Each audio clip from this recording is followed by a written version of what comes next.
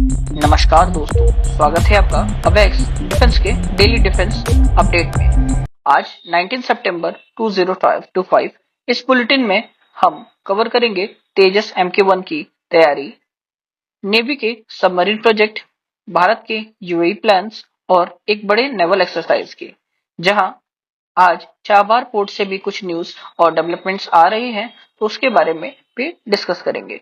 तो चलिए शुरू करते हैं आज का अपडेट।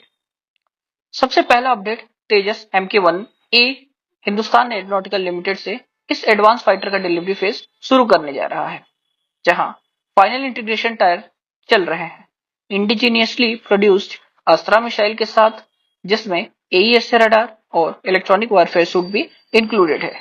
इस डिलीवरी से इंडियन एयरफोर्स को इस स्क्वाड्रन स्ट्रेंथ में एक बड़ी रेनफोर्समेंट मिलेगी। HAL के पास अब 180 प्लस जेट्स के कंफर्म ऑर्डर है, जो इंडिजीनियसली एरोस्पेस इंडस्ट्री के लिए एक बड़ा लैंडमार्क है।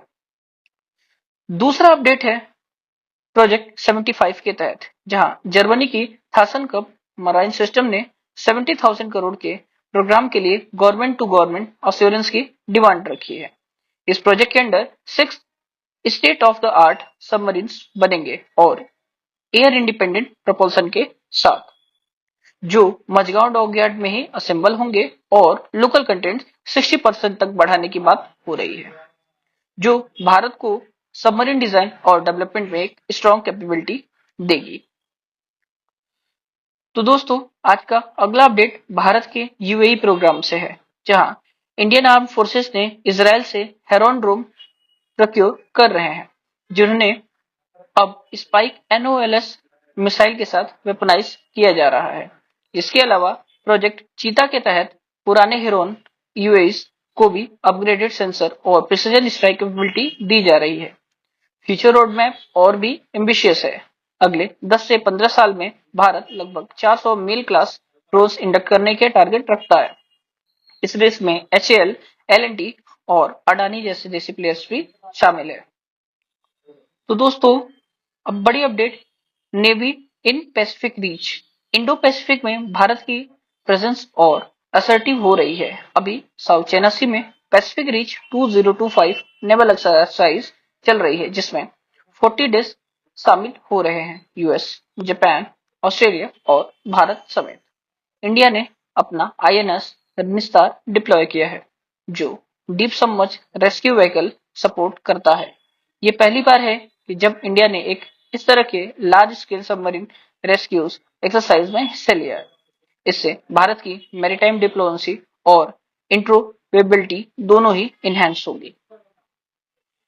एक नेक्स्ट अपडेट में बताऊं तो शॉर्ट अपडेट चाबार पोर्ट से है, जहां यूनाइटेड स्टेट ने 2018 में सैंक्शंस लगाए थे और उसका वेवर रिवोक कर दिया है। मतलब 29 सितंबर से पोर्ट रिलेटेड ऑपरेशन में जुड़ी कंपनीज और बैंक्स पर सैंक्शन का रिस्क बन जाएगा।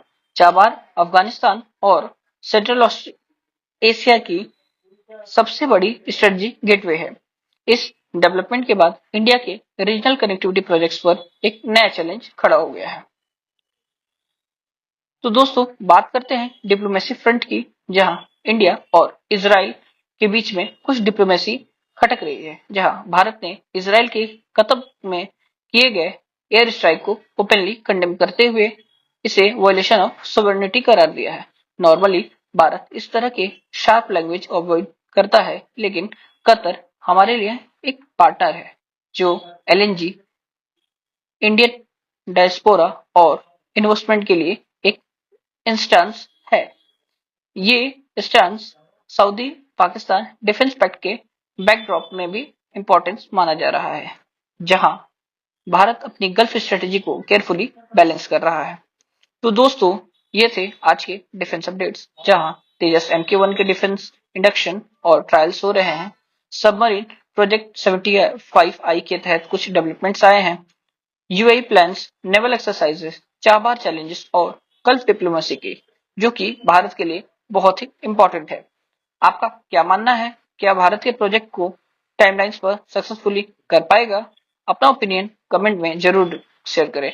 और हाँ, डिफेंस की हर बड़ी खबर के लिए सब्सक्राइब कर लेना ना भूलें। जय हिंद, जय भारत।